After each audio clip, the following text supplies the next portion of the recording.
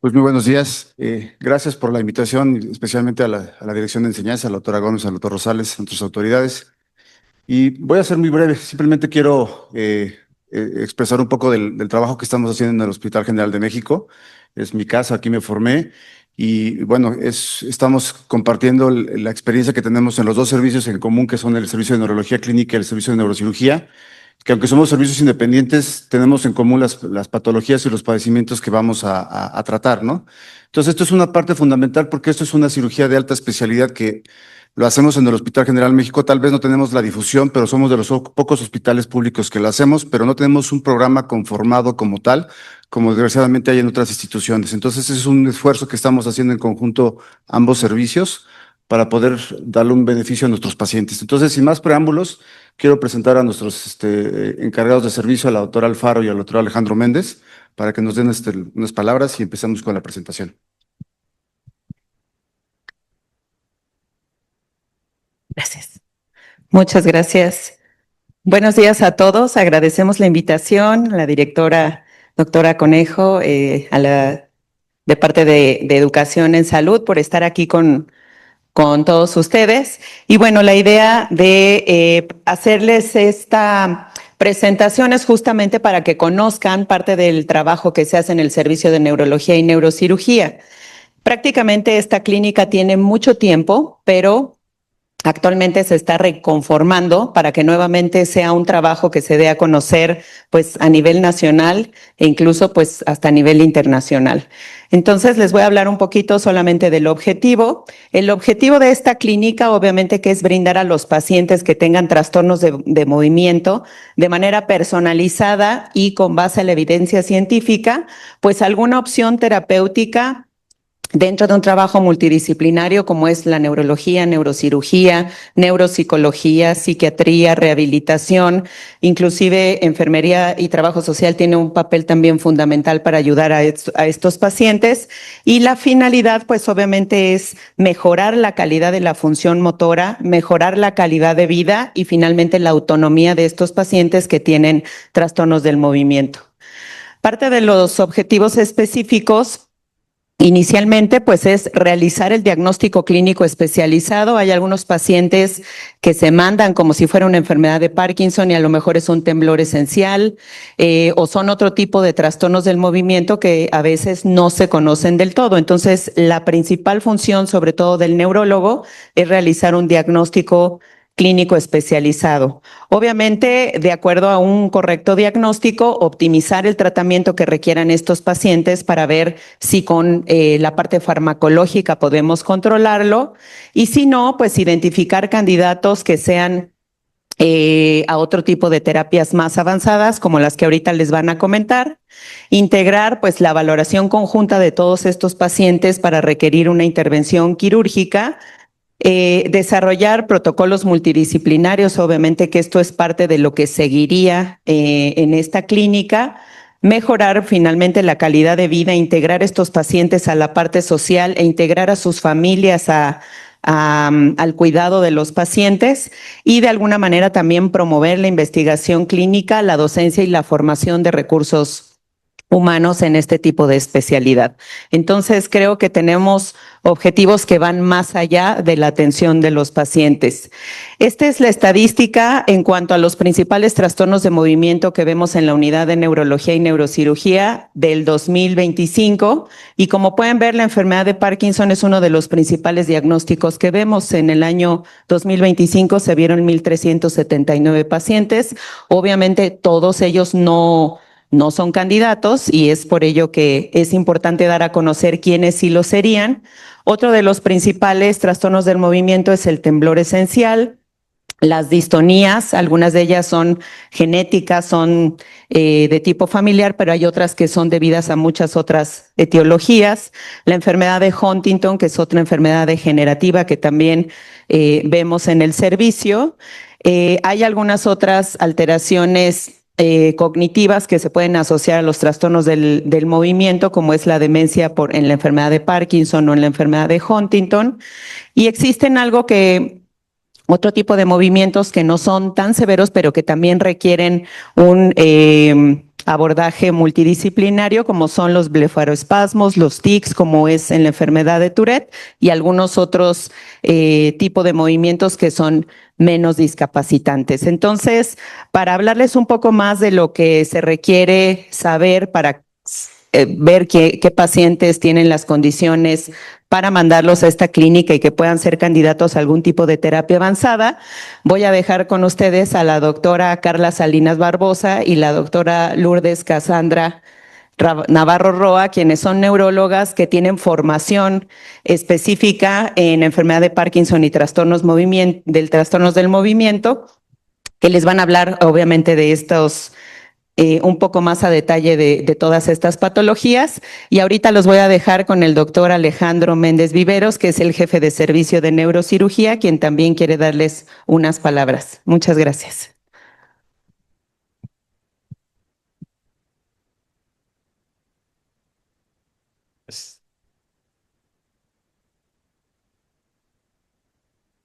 Buenos días a todos. Gracias por habernos invitado. Voy a leer algo muy rápido. Lo más importante es lo que los doctores clínicos y el doctor Soto van a transmitirnos en este día. Quiero empezar con decir que en Justicia Histórica, el Hospital General de México tiene una amplia historia en el tratamiento médico y quirúrgico de los movimientos anormales. Sin embargo, el trabajo conjunto de neurólogos y neurocirujanos dentro de la institución ha sido anecdótico, y la idea de generar una clínica de alta especialidad en trastornos del movimiento tiene el propósito de integrar de forma formal los dos servicios en las partes que se tocan, que es la decisión de qué pacientes pueden requerir y qué procedimiento quirúrgico se puede realizar para que mejore su vida. Esto va a dar que es la atención multidisciplinaria integral. La integración de neurología y neurocirugía permite una valoración conjunta, coordinada del paciente, evitando fragmentación en la atención. Esto va a mejorar la precisión diagnóstica, la selección adecuada de candidatos a tratamiento quirúrgico, el seguimiento longitudinal y la continuidad entre manejo médico y quirúrgico. Participan además nuestros grupos de neuropsicólogos y otros. Esto también permite un diagnóstico más preciso y oportuno. Una clínica especializada concentra la experiencia clínica en enfermedades complejas como las que ya comentó la doctora. También mejora la selección de candidatos quirúrgicos. La valoración conjunta neurológica y neuroquirúrgica permite identificar adecuadamente los candidatos tanto para la estimulación cerebral profunda, la palidotomía, la talamotomía y otras. También mejora el incremento de los resultados clínicos, mejorando el control motor, la reducción de la discapacidad, menor consumo de medicamentos y la disminución de efectos adversos farmacológicos. Permite el desarrollo tecnológico y la innovación. Consolidando la clínica, va a permitir la adquisición de sistemas de neuronavegación, equipos de registro neurofisiológico, plataformas. Un agradecimiento a la directiva actual que nos ha ayudado a adquirir equipos nuevos y que ya son propios del hospital y que van a permitir atender con nuestros propios recursos a pacientes, y también nos ha enseñado a conseguir el apoyo de patrocinadores externos que lo vamos a implementar el siguiente año y que se va a ver reflejado en la productividad. También va a mejorar la formación académica y liderazgo institucional, como lo comentó la doctora. La concentración de la experiencia y el volumen quirúrgico, que ya no sea de un tamaño pequeño, sino que aumente gradualmente hasta lograr atender a la gran cantidad de pacientes que se acerca al hospital, que no encuentra una puerta de alivio en otras instituciones y que nosotros siempre la tendrán con nosotros. También debemos de saber que este capítulo le ha dado al hospital una gran presencia, sobre todo en el aspecto neuroquirúrgico, en muchos foros nacionales e internacionales. La idea es rescatar esa parte. La parte de los movimientos anormales es una parte importante que ha dado a conocer este hospital durante las últimas décadas, y lo que queremos es modernizarla y mejorarla. También sirve para humanizar la atención centrada en el paciente, evitando la fragmentación administrativa, las consultas múltiples dispersas, los retrasos terapéuticos y los costos indirectos que le generan a los pacientes. Finalmente, en instituciones históricas y de alta concentración de pacientes como el Hospital General de México, la creación de la Clínica de Alta Especialidad en Movimientos Anormales representa no solo una modernización tecnológica y organizacional, sino también la consolidación de décadas de experiencia clínica. A pesar de que ellos son más jóvenes, tenemos que reconocer que esta patología se ha atendido por décadas en forma brillante, tanto por neurólogos clínicos como por neurocirujanos, que finalmente fueron los que fundaron, aun cuando todavía no había la alta especialidad, lo hicieron de forma brillante en ambos campos, la atención de estos pacientes. Y creo que también va a ser el marco en el que con fraternidad se acerquen todos los neurólogos y neurocirujanos dentro del servicio, que sabemos que manejan perfectamente la patología y que generando un ambiente laboral y un ambiente de fraternidad, se acerquen y fortalezcan la clínica de alta especialidad. Y ese es nuestro principal deseo. Gracias. Hola, buen día. Yo soy la doctora Salinas. Soy médico neurólogo con la alta especialidad en trastornos del movimiento y enfermedad de Parkinson. El día de hoy les voy a hablar brevemente del rol del neurólogo en esta clínica multidisciplinaria, que en realidad nos vamos a enfocar de estos pacientes que son candidatos para el manejo de este tipo de terapias pues avanzadas. Hoy día es difícil pensar que los trastornos del movimiento solamente son tratados por el neurólogo. La realidad de todo es que todo se tiene que ver como un equipo multidisciplinario. Tanto medicina interna, geriatría, rehabilitación, psiquiatría, neuropsicología, neurocirugía funcional, y nosotros como neurólogos tenemos que trabajar en equipo para tener un buen tratamiento de estos pacientes. Igualmente aquí me quedé un poco corta en el equipo multidisciplinario, puesto que también hay otras especialidades de las cuales nosotros normalmente nos apoyamos, como endocrinología, sexología, nutrición, etcétera. Actualmente, trastornos del movimiento, bueno, el neurólogo sí va a hacer este rol de ser el coordinador para hacer un buen diagnóstico y después del diagnóstico hacer evidentemente el tratamiento y el seguimiento correcto de los pacientes. En realidad, el papel del neurólogo en este tipo de terapias avanzadas de las cuales vamos a hablar el día de hoy, pues es tanto preoperatorio, transoperatorio y posoperatorio. Para realmente tener un éxito de un buen tratamiento para estos pacientes, el médico neurólogo tiene que estar prácticamente en todo toda la parte de clínica y demás con el paciente. En la cuestión preoperatoria, bueno, aquí el neurólogo pues tiene que hacer un correcto diagnóstico.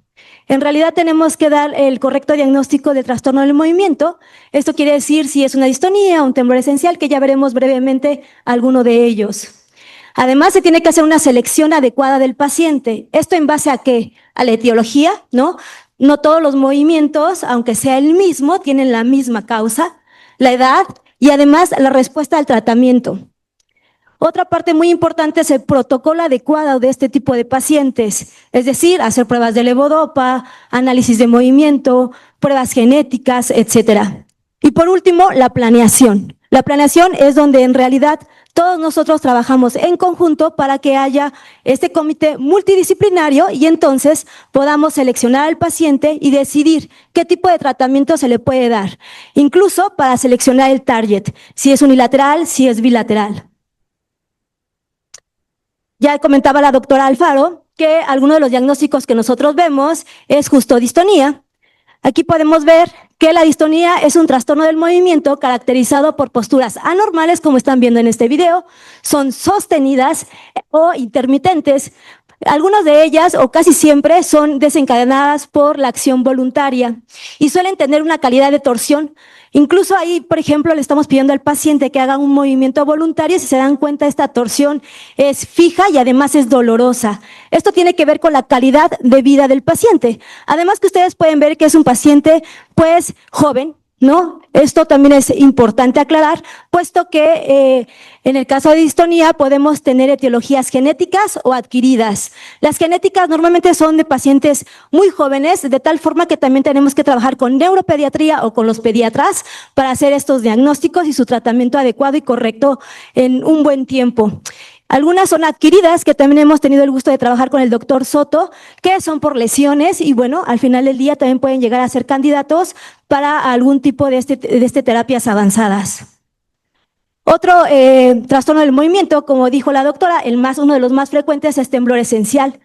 El temblor esencial normalmente es un temblor de acción cinético, predominantemente de las extremidades superiores, aunque también puede estar cefálico en la mandíbula, miembros inferiores y también nos puede dar alguna sintomatología cerebelosa. Frecuentemente tiene antecedente familiar, suele ser más en mujeres, sin embargo, bueno, este paciente que ustedes están viendo es hombre y normalmente tiene 2 picos, tanto en la juventud como en pacientes de mayor edad. Sin embargo, aunque a veces nosotros decimos, bueno, es un simple temblor, lo ha tenido toda la vida, se ha visto que los pacientes que tienen un temblor desde jóvenes, conforme van envejeciendo, el temblor puede empeorar. De tal forma que este tipo de temblores pues, puede ser discapacitante.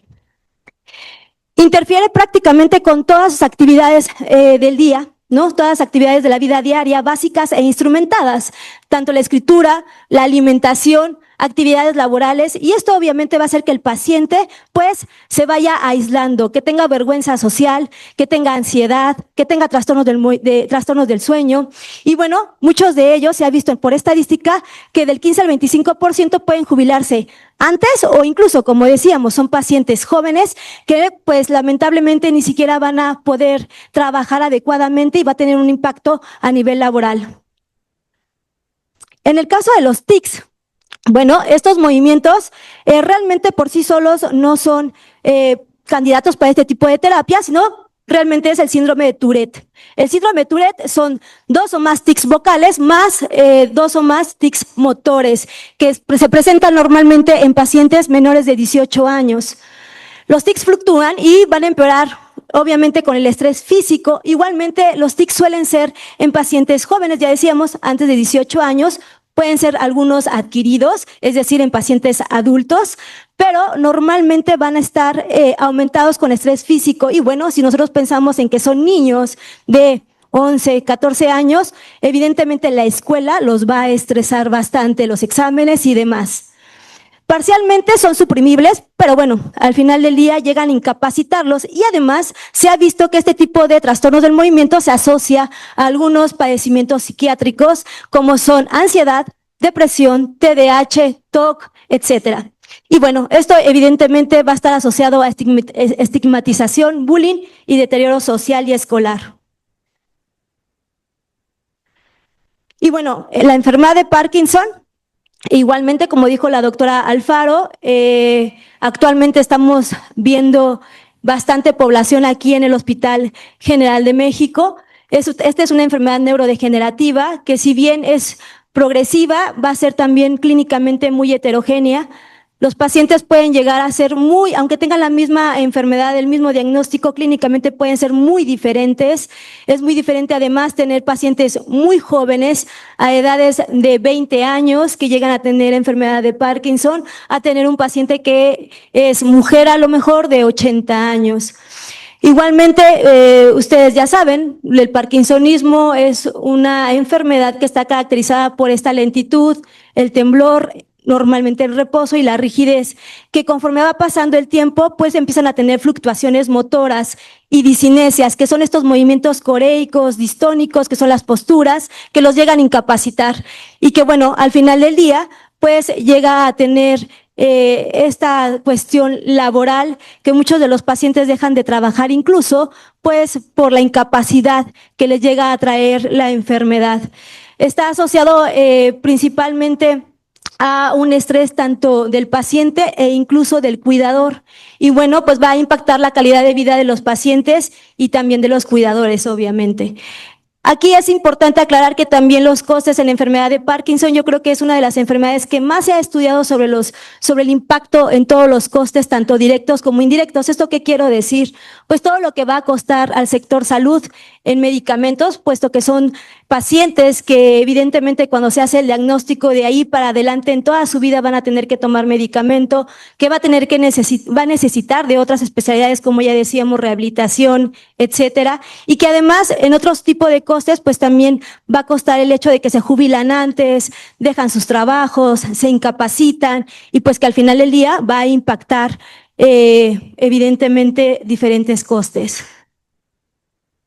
Y bueno, pasando a la cuestión transoperatoria.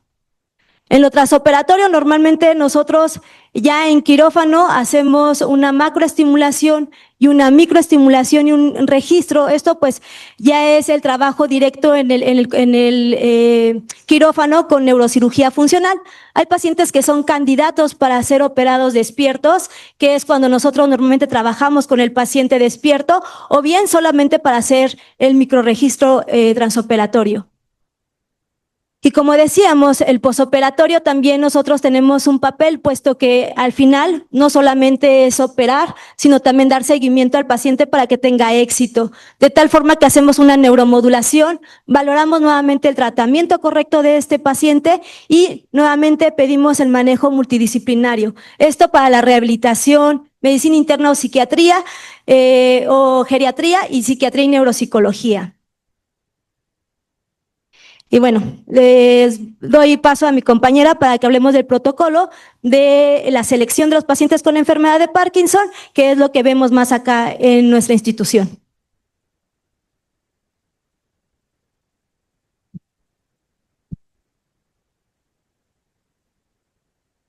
Bueno, buenos días. Yo soy Cassandra Navarro y les voy a explicar un poco del protocolo que se hace de la estimulación cerebral profunda, esto en el caso de pacientes con enfermedad de Parkinson. Entonces, las indicaciones para colocarle un DBS o una estimulación cerebral profunda a un paciente es, número 1, que tenga fluctuaciones motoras, las que ya nos habló la doctora Salinas, disinesias o bien congelamientos, temblor que sea refractario al levodopa y que tengan una intolerancia a la terapia dopaminérgica. Como bien sabemos, la enfermedad de Parkinson se caracteriza por bradicinesia, rigidez y temblor. Sin embargo, también dan algunas otras alteraciones, como son alteraciones en la marcha, con pasos cortos, no braceo y arrastre de los pies, lo cual limita la movilidad de los pacientes. Por otra parte, hay inestabilidad postural que condiciona o favorece las caídas de los pacientes, trastornos del habla que limita la comunicación y el entendimiento con otras personas, lo cual se traduce en lesiones, en mala calidad de vida, en discapacidad y la pobre autonomía de los pacientes. Lo que vemos en los pacientes con enfermedad de Parkinson muchas veces solo es esto, que son los trastornos motores, la rigidez, la bradicinesia, el temblor. Sin embargo, vemos que eso solo es la punta del iceberg. Muchas cuestiones como los síntomas no motores o bien propiamente como los alteraciones motoras avanzadas, las fluctuaciones motoras pueden afectar aún más la calidad de vida que la rigidez, el temblor y la bradicinesia propias de la enfermedad de Parkinson. ¿Todos los pacientes son candidatos para un DBS? No, se lleva un protocolo. Número 1 que debe de cumplir el paciente es lógicamente que tenga enfermedad de Parkinson.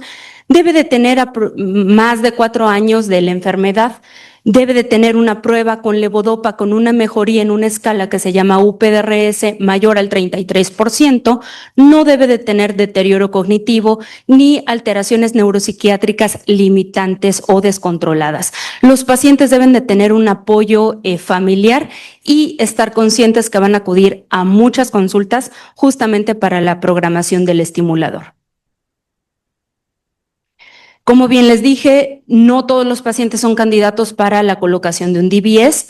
En un ensayo que se hizo para dar los criterios, se estimaba que aproximadamente 1.6 pacientes con enfermedad de Parkinson eran candidatos. Estos criterios son del 90, pero en estudios más nuevos y por lo tanto más flexibles, se ha estimado que del 4.5 al 10% de los pacientes pudieran ser candidatos a la colocación de un DBS. Y ahora, ¿qué tenemos aquí? Si bien es 10% en algunos estudios que son candidatos para la colocación de un estimulador, no todos ellos se operan, ¿verdad? Entonces, dejamos una brecha terapéutica bastante importante en estos pacientes.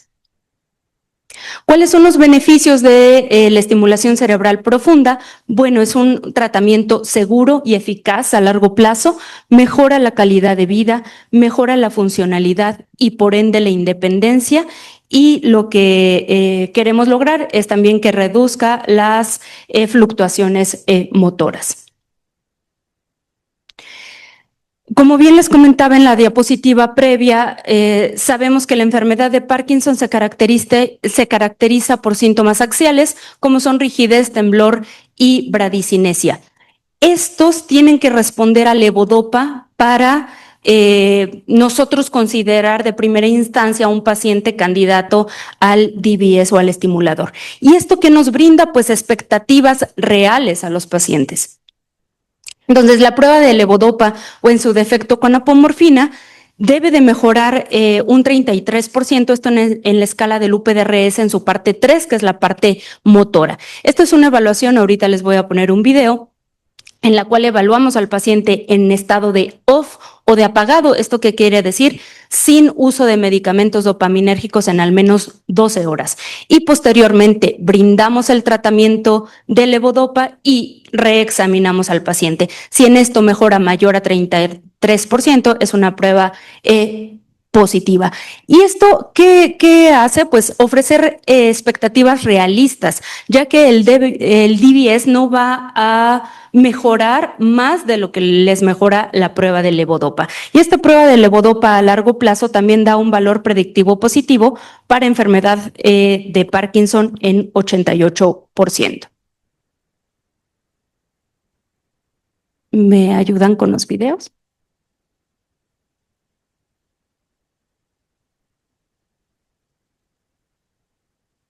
Listo, es una prueba de levodopa. De su lado izquierdo están viendo al paciente en off. Vemos al paciente como con bastante bradicinesia, con bastante lentitud en todos sus movimientos. Vean la comparativa del on de su lado derecho, en los cuales tiene mayor agilidad y mayor rapidez en todos sus movimientos.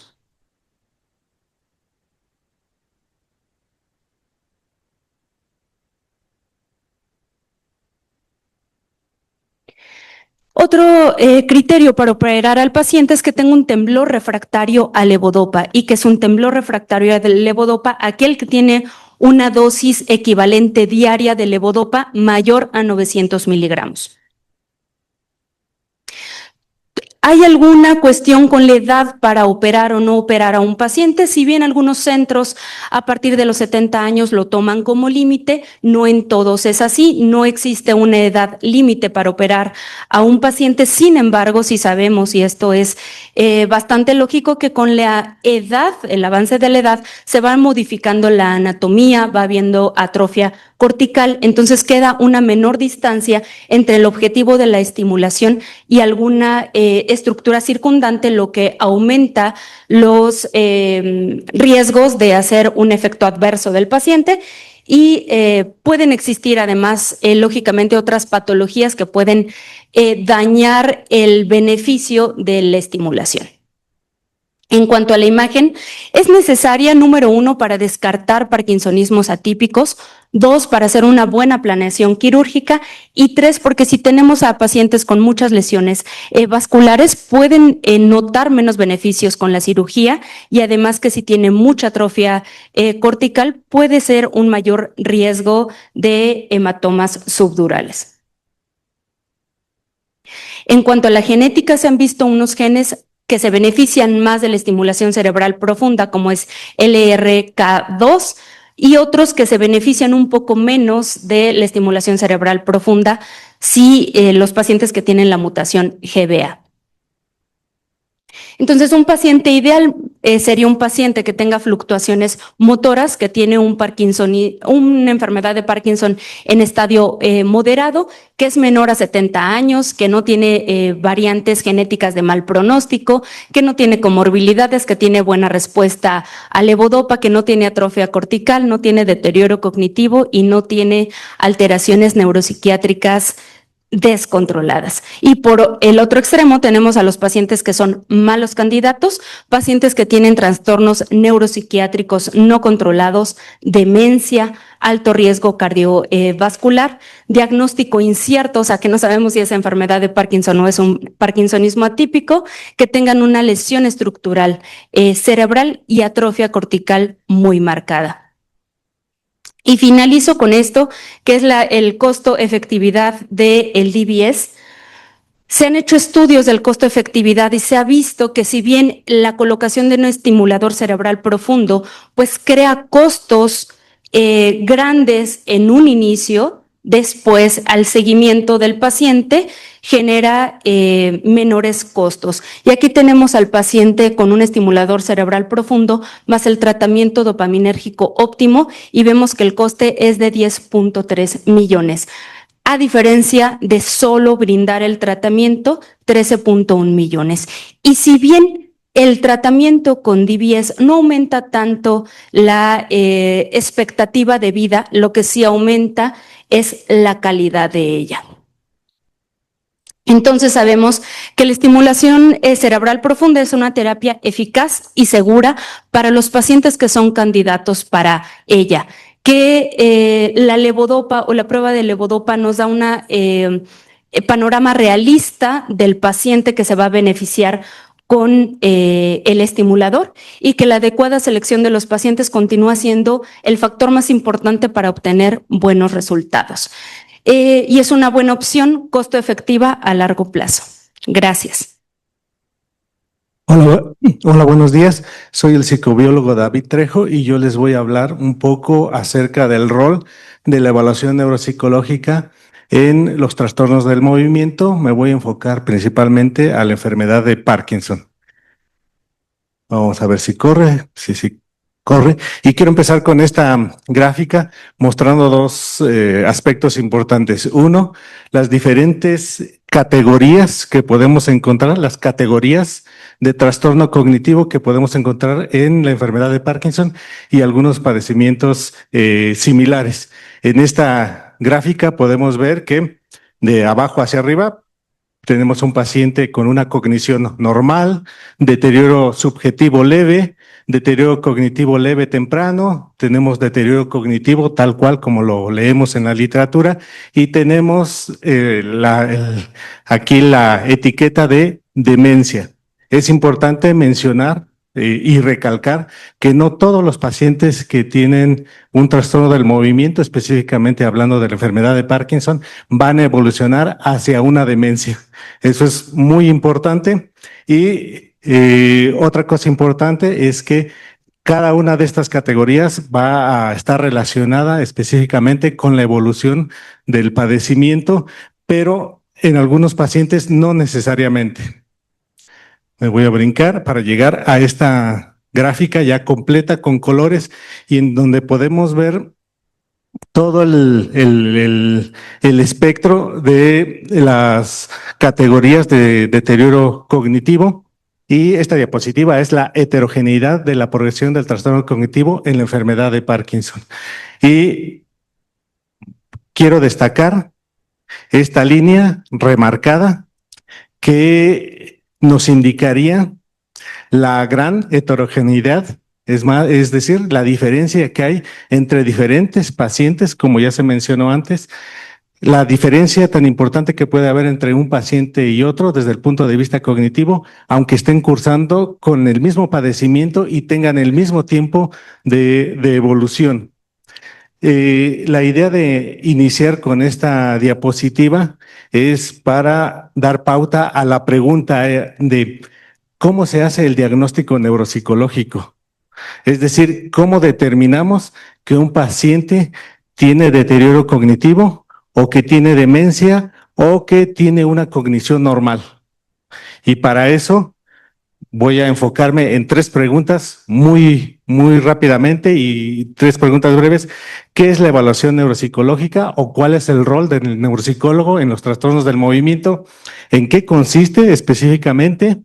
¿Y qué utilidad tiene en los pacientes con este tipo de trastornos? Y para empezar con la primera pregunta, ¿qué es la evaluación neuropsicológica? Tendríamos que empezar hablando y definiendo qué es la neuropsicología clínica. ¿Cuál es el campo de la neuropsicología clínica? Bueno, pues es la ciencia aplicada relacionada a la expresión conductual de una alteración cerebral. Es decir, está enfocada a estudiar la relación conducta-cerebro, específicamente en algún padecimiento neurológico. Y quisiera remarcar lo que no es la evaluación neuropsicológica. La evaluación neuropsicológica no es un estudio de la personalidad del paciente y tampoco tiene que ver con el coeficiente intelectual del paciente. Estos son otros 2 campos en la psicología muy diferentes a la neuropsicología. Muy bien. La evaluación neuropsicológica se basa en la evaluación de lo que nosotros llamamos dominios cognitivos. Sí, generalmente, dependiendo del autor, podemos encontrar diferentes número, diferente cantidad de dominios cognitivos. En este caso, yo quise presentar uno de los que podemos encontrar más fácilmente en la literatura y que es del DSM actual.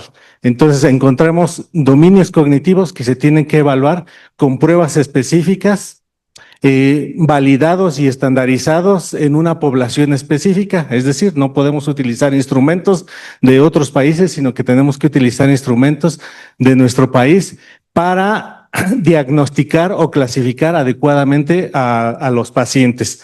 Alguien diría, esta clasificación es muy general y yo estaría de acuerdo, es muy general porque, por ejemplo, hablar de atención, habría que hablar de qué tipo de atención, atención dividida, atención sostenida, atención ejecutiva, etcétera, etcétera. Es decir, de estas categorías se desprenden otras subcategorías y esto se hace un poco más complicado.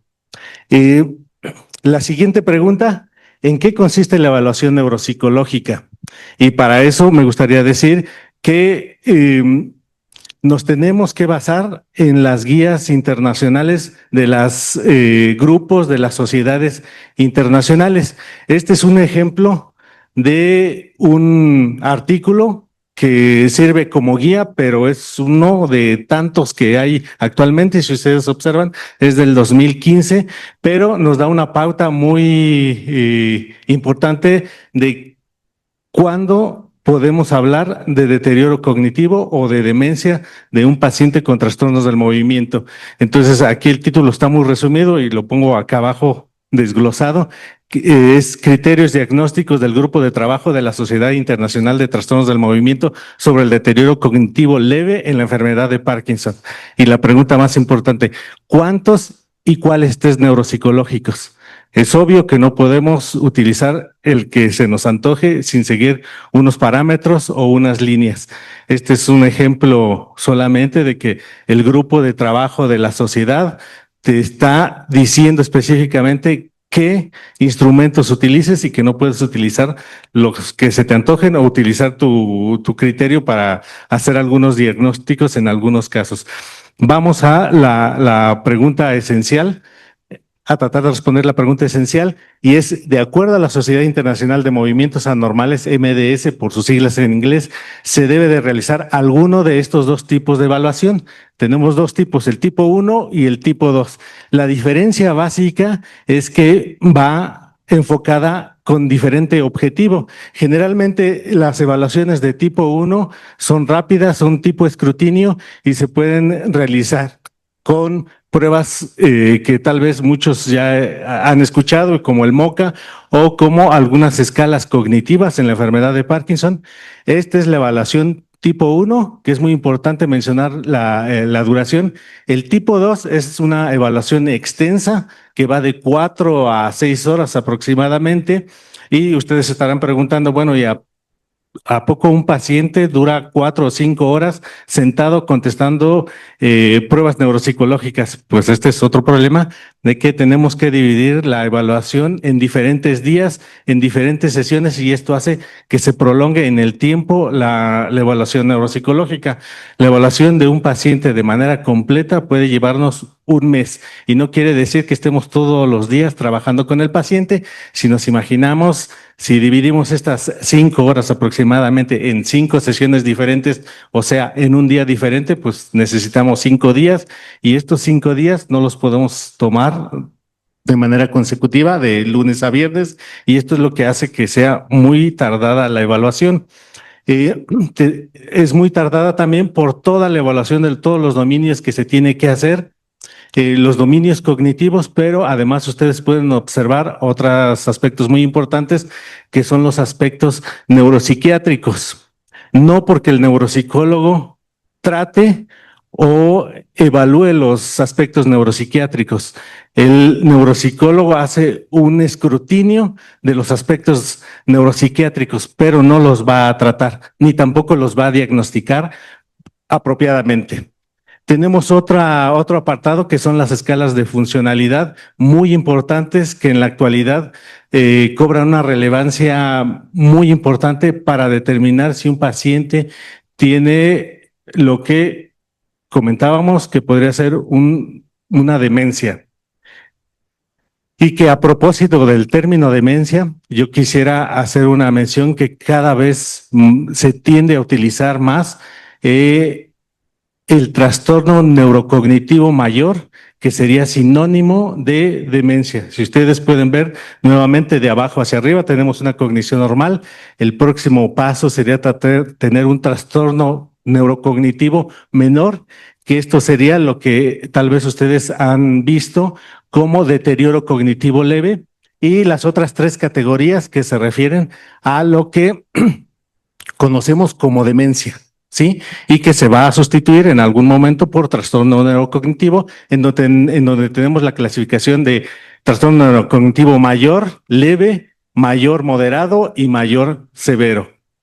Para hacer el diagnóstico, por supuesto que tenemos que tomar puntos de corte de las pruebas neuropsicológicas, las escalas de las escalas de la vida cotidiana, que pueden ser instrumentadas o básicas, y para hacer el diagnóstico tenemos que mencionar los otros aspectos neuropsiquiátricos. Este es un ejemplo de un perfil, puntuaciones Z. Acá podemos ver que lo normal sería que todo estuviera en 0. Hasta acá abajo es debilidades, y de aquí hacia el otro lado sería fortalezas del paciente. Y este sería un ejemplo de toda la evaluación tan larga que les comentaba. Se trata de un paciente con un trastorno neurocognitivo menor, con dificultades importantes en el funcionamiento ejecutivo de único dominio, es decir, puede ser solamente del funcionamiento ejecutivo, con dificultades importantes en las actividades de la vida diaria, instrumentadas, sin alteraciones en el comportamiento. Dichas alteraciones probablemente relacionadas con la enfermedad de Parkinson.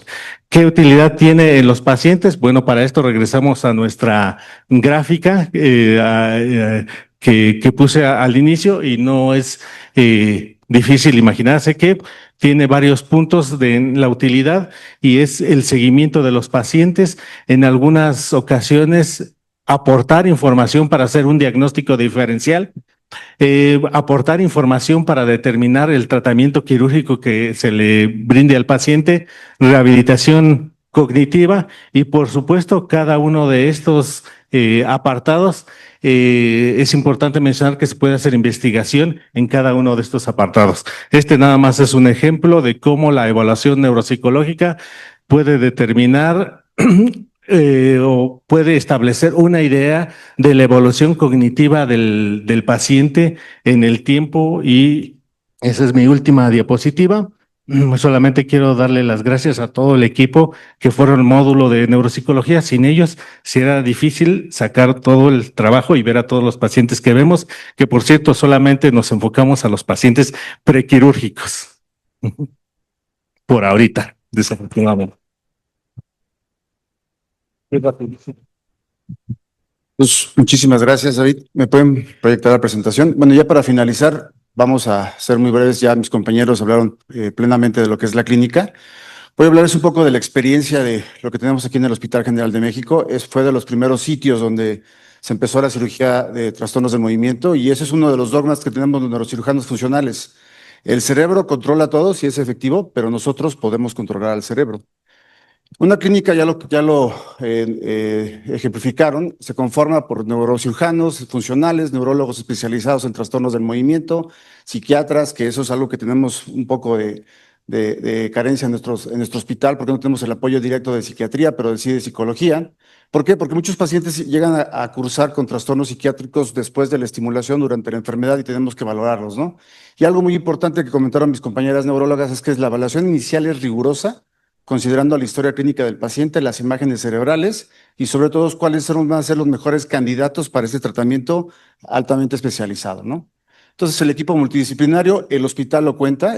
Hay que aclarar que esto no es nuevo, ya se había hecho antes, pero no habíamos tenido esta conformación como tal de equipo de manejo multidisciplinario, ¿no? Y la infraestructura de tecnología también contamos actualmente con el apoyo de las autoridades, ya contamos con algunos equipos, bueno, vamos a contar con algunos equipos de planeación estereotáctica y equipos de estereotaxia para poder hacer esta cirugía.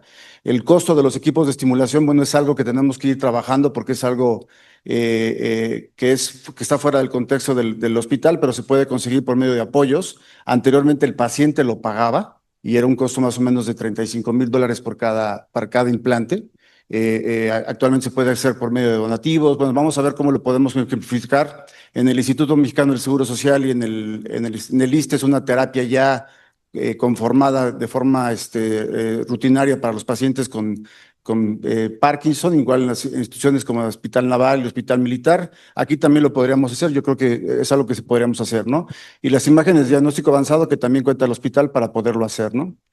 La fase del proceso clínico es muy simple, se descartan pacientes con problemas cognitivos, que ya habló el psicólogo Trejo. La intervención quirúrgica es un procedimiento generalmente bajo técnicas de mínima invasión. Habitualmente los pacientes se hacen con pacientes despiertos. Y el programación y seguimiento, que es prácticamente un manejo en conjunto con la parte de neurología clínica, que esa es la parte importante que contamos ahora con el hospital. Neurólogos especialistas en trastornos del movimiento que pueden dar un mejor resultado en la programación de estos pacientes, ¿no? Y bueno, el organigrama de la cirugía es un manejo multidisciplinario. Tenemos que hablar de rompecabezas para tener un mejor beneficio para estos pacientes, ¿no? Y lo que hace la cirugía es individualizar cada caso, es decir, que sea seguro para el paciente. Anteriormente los pacientes, oigan, me va a operar el cerebro, voy a quedar bien, va a haber alguna repercusión. No, lo que se busca es la mejoría de los síntomas, que es una parte crucial de la neurocirugía funcional, y lo que buscamos es disminuir el efecto adverso, ¿no? La enfermedad de Parkinson, que ya lo hablaron. Estas son las guías internacionales que los especificaron, pero aquí lo que quiero aclarar es que la estimulación cerebral profunda es parte ya del tratamiento de la enfermedad de Parkinson en algunos pacientes. No es algo nuevo, no estamos implementando algo novedoso, es algo que ya existe a nivel mundial, ¿no? Y el horizonte farmacológico de los pacientes, como ya comentaron, son pacientes de alto costo para las instituciones públicas por el costo de los medicamentos y la discapacidad que produce. Y esto es un ejemplo que hacemos. Las terapias de estimulación cerebral profunda mejora hasta un 71% la calidad de vida de los pacientes y las fluctuaciones motoras, comparándola con la mejor terapia de medicamentos que podamos tener. Es decir, los pacientes, si son bien seleccionados, pueden tener un mejor beneficio de su enfermedad. Y esto es algo muy importante. A pesar de todo esto en el mundo, solamente 2% de los pacientes con enfermedad de Parkinson reciben la terapia de estimulación cerebral profunda. ¿Por qué? Por los costos, ¿sí? En nuestro país, tristemente, el año pasado solamente se realizaron 500 cirugías de Parkinson, y esto es a nivel público y privado. Público específicamente en el Instituto Mexicano del Seguro Social, que es el instituto que más cirugías hace. Ellos tienen un presupuesto aproximadamente de 100 millones de pesos al año para esta cirugía. Nosotros pues no contamos con ese presupuesto, pero esperamos tener estos apoyos después. Y el beneficio es la mejoría de los síntomas. No vamos a quitar la enfermedad, vamos a mejorar la incapacidad de los pacientes, disminuir la ingesta de medicamentos y por lo tanto bajar costos y mejorar la calidad de vida, ¿no? Los candidatos, pues ya hablaron, son los pacientes que cumplan los criterios del protocolo de selección. La cirugía es muy sencilla, es un flograma ya muy establecido. Son pacientes que no tienen que estar hospitalizados tanto tiempo, es inclusive pacientes que en medio privado están una noche hospitalizados solamente. y todo se hace con una planeación quirúrgica, con un control postquirúrgico, y el paciente se va a su casa sin ninguna eventualidad, ¿no? Esta es la técnica, la colocación del marco de estereotaxia, que esto se hace bajo anestesia local, ¿sí? Se hace habitualmente en una sala de curaciones. Hacemos una tomografía estereotáctica, los técnicos de aquí del hospital están perfectamente habituados a hacer estos estudios, los hacemos continuamente para planeación de biopsias o algunos otros procedimientos ablativos. Hacemos una tomografía ya para tener las coordenadas estereotácticas, que eso lo hacemos ya con la colocación del marco. Y algo muy importante es la fusión de imágenes tanto de resonancia magnética preoperatoria como tomografía postoperatoria. Actualmente vamos a ya contar con un equipo propio de fusión de imágenes para hacer estos procedimientos.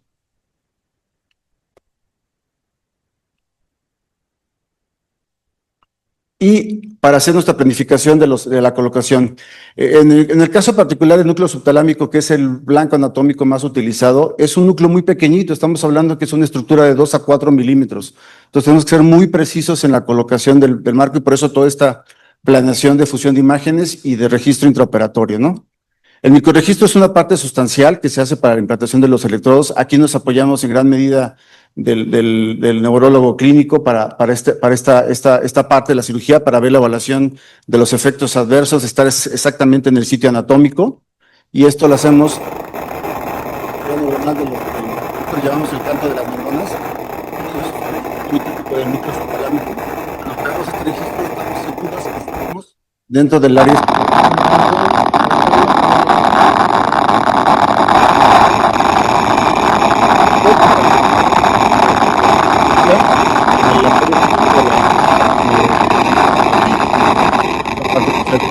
En el quirófano, ¿no? Tenemos que hacer una verificación por rayos X. Por ejemplo, esta es una de las que hemos hecho en la sala híbrida con el apoyo del arco en C. Digo, es un poco oneroso hacerlo con el equipo de hemodinamia, pero se puede hacer con algo de rayos X convencional. En algunos centros hay un aparato que se llama el OARM, que se puede hacer una fusión de imágenes como una tomografía transoperatoria, y es para tener la verificación de los electrodos ya colocados, ¿no? Pero, a pesar de todo eso, podemos tener una colocación no óptima, ¿sí? Que, por ejemplo, aquí tengamos un poco de variabilidad con el implante. Antes teníamos que recolocar esos electrodos, actualmente con las nuevas tecnologías se puede hacer una programación en base a la situación de los electrodos, no ideal, pero se puede seguir utilizando esto, ¿no? Y esto es debido a la conformación de los nuevos electrodos, que actualmente las casas comerciales ya tienen una conformación direccional que nos permite que la terapia de estimulación se pueda adaptar a lo que nosotros querramos en base a los parámetros de estimulación, tanto frecuencia como amplitud de voltaje que podamos hacer, ¿no? Entonces lo que buscamos es esto, una estimulación convencional es que tengamos un mejor efecto terapéutico con minimizar el efecto adverso, ¿no? Que es lo ideal, ¿no? Actualmente con las terapias direccionales lo que buscamos es tener solamente efecto terapéutico y no tener nada de efecto adverso, ¿no? Aquí le pongo unos pocos de los casos preparatorios. Esto es un paciente con problema de Parkinson, un Honey 3, ven el tipo de temblor, las rigidez que tiene. Con la mano derecha este movimiento grande y rápido. Este es en el preparatorio. Muy bien, con la mano izquierda el mismo movimiento grande y rápido.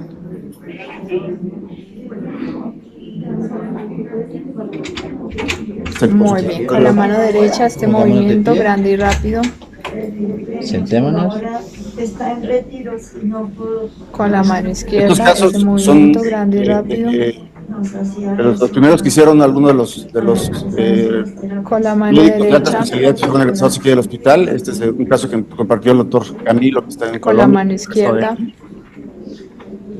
Vean el pie. de los síntomas que brutales. Sí, señor. Vamos a presentar algunos casos clínicos. Es un paciente con predominio de temblor. Esto es dentro del quirófano, el paciente está despierto. Estamos haciendo un periodo antes de la estimulación, y esto ya es al estimular solamente con el electrodo, sin hacer todavía el implante, ¿no? Y vean la mejoría que tenemos de estos pacientes.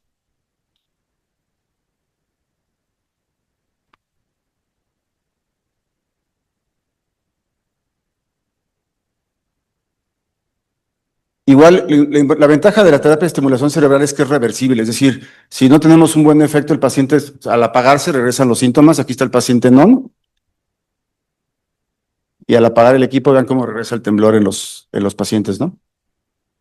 Entonces es una terapia que es modulativa, que se puede estar adaptando al paciente y conforme pasa el tiempo se puede ir adecuando conforme los síntomas del paciente vayan avanzando. Es un paciente con temblor esencial, unos casos que acudí a ayudar a uno de mis residentes.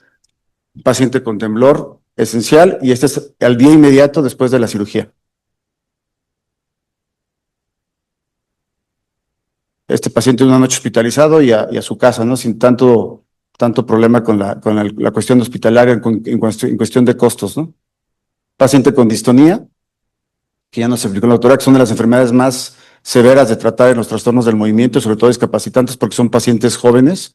Habitualmente hicimos una implantación bilateral en otro núcleo, que es el globo pálido interno. Esos pacientes inclusive tienen muchos problemas nutricionales también. Creo que el video se ve un poco truqueado, pero son pacientes muy delgados. Y este es prácticamente a los 6 meses de estimulación, ¿no?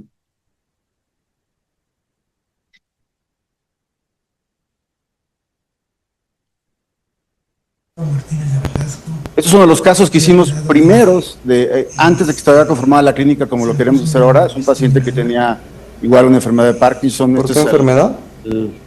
Prácticamente ¿Cómo se siente ahora? Semana del posoperatorio. ¿Cómo ha cambiado la capacidad en su vida? Las huellas de la funciones. Sustancialmente. Ok. ¿Qué porcentaje de satisfacción tiene ahora con los electrodos? Pues como ahí en ese entonces creo que el doctor Navarro era presidente todavía. el 100%. Ok. ¿Podemos contar ahí? Empiece a contar. 1, 2, 3, 4, 5, 6. Este es un caso de los primeros que hicimos también aquí en el hospital. ¿Su nombre? Soy José Luis Nájera, soy originario del estado de Chihuahua, tengo 52 años y fui cirujano vascular hasta hace 7 años. Paciente con muchas discinesias y fluctuaciones. ¿Puede levantarse?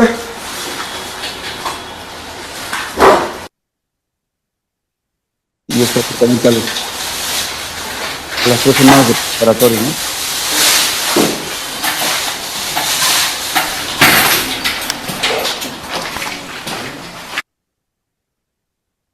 Estos de los casos que empezamos a hacer cuando llegó la doctora Barbosa aquí con nosotros. ¿Cuántos años tiene, José? Fue la parte importante para la selección de estos pacientes. ¿Cómo está tomando su medicamento ahorita? Cada 4 horas el levodopa. La levodopa cada 4 horas. ¿Hace cuánto tiempo le hicieron el diagnóstico de Parkinson? Más o menos 10 años promedio. Muy bien. ¿A qué hora fue la última dosis de levodopa que tomó? Ayer como 8:30 de la noche. Eso es. Creo que es muy largo, lo voy a obviar un poco. Y este es ya con el electrodo prendido.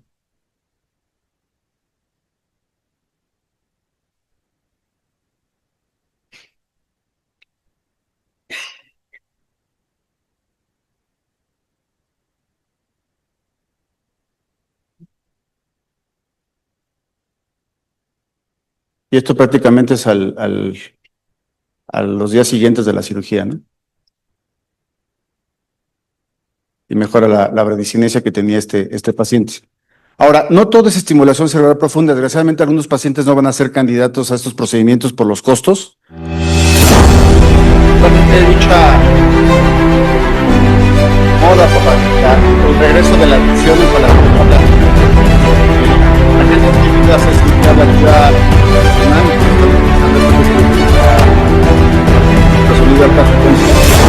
es un equipo que está ya a nivel mundial en boga para muchos de las cirugías de trastornos del movimiento.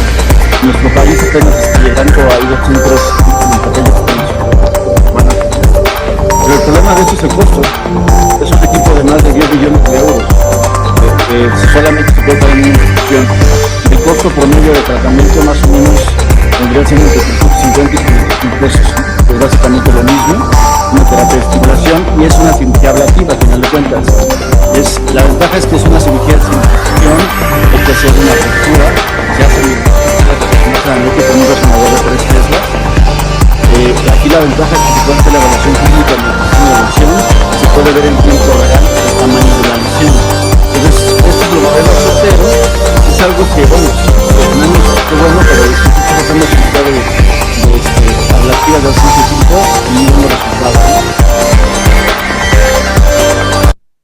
Y estas son las técnicas que tenemos actualmente. Nosotros hacemos con el equipo de radiofrecuencia, cirugías muy controladas, para pacientes que pueden ser seleccionados de síntomas unilaterales, ¿no? Por ejemplo, este caso se los presento. Aquí en este lado vemos las imágenes por la lesión por radiofrecuencia. Vean cómo los primeros días es una lesión muy grande y conforme va pasando el tiempo, esta lesión se va haciendo muy puntual. Esto es un caso propio que hicimos aquí en el hospital y lo comparamos con la gente de España y vemos que es el mismo tamaño de lesión por radiofrecuencia controlada cuando ellos lo hacen por ultrasonido, ¿no? Entonces, los costos se disminuyen bastante. Este es uno de los casos. Aquí les quiero mostrar cuando llegamos al sitio puntual, es decir, al target, vean cómo el temblor se va a batir en estos pacientes.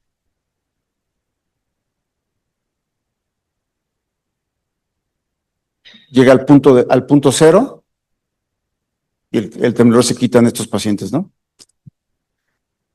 Entonces, esa es la ventaja de la planeación quirúrgica de estos pacientes. Este es un caso también de temblor esencial, es un caso de si no mal no recuerdo, un paciente que es músico, que tocaba en un trío, tocaba la guitarra, no lo podía tocar. Esta es la evaluación transoperatoria y aquí también lo mismo, ¿no? Cuando vamos a llegar al sitio, vean cómo el temblor se va a batir, ¿no? Y esto hay que aclararlo, antes lo hacíamos sin el apoyo de los neurólogos, lo hacíamos directamente nosotros como neurocirujanos. Ahora actualmente creo que ese es un trabajo que tenemos que hacer multidisciplinario, ¿no? Y esto les quiero mostrar, históricamente, de 2006 a 2010 que estaba conformada la clínica anteriormente, tenemos un promedio de cirugías de más o menos 101 casos, casi todos ellos cirugía ablativa o lesional, poca estimulación por la cuestión de los costos. Posteriormente, de 2011 a 2018 aumentó un poco, teníamos un total de 150 casos en todo este periodo, más lesión que estimulación. Y bueno, de 2019 a 2025 se dejó de establecer este procedimiento, la clínica ya no estaba funcionando como tal de la parte quirúrgica, no había manejo multidisciplinario y vean, se cayó prácticamente solamente 7 casos de estimulación cerebral que yo tengo registro y 21 lesiones en todo este periodo de tiempo, ¿no? Entonces lo que queremos es que la neurocirugía funcional es una parte de la herramienta que tenemos en neurocirugía para mejorar los síntomas, va muy de la mano de las enfermedades de clínica, sobre todo de los trastornos del movimiento, y algo que es importante es que la neurocirugía funcional no es una cirugía estética, pero no hay nada más bello que un paciente funcional, ¿no? Que pueda regresar esta sonrisa en ellos, ¿no? Y algo muy importante que les quiero dejar ya al final, pensar es fácil, actuar es más difícil, pero poner a pensar a los pensamientos en acción es lo más complicado, es decir, atrevernos a trabajar en equipo y hacer un manejo multidisciplinario en nuestro hospital, creo que es lo más complicado de hacer, pero creo que tenemos todas las herramientas para hacerlo. Muchísimas gracias.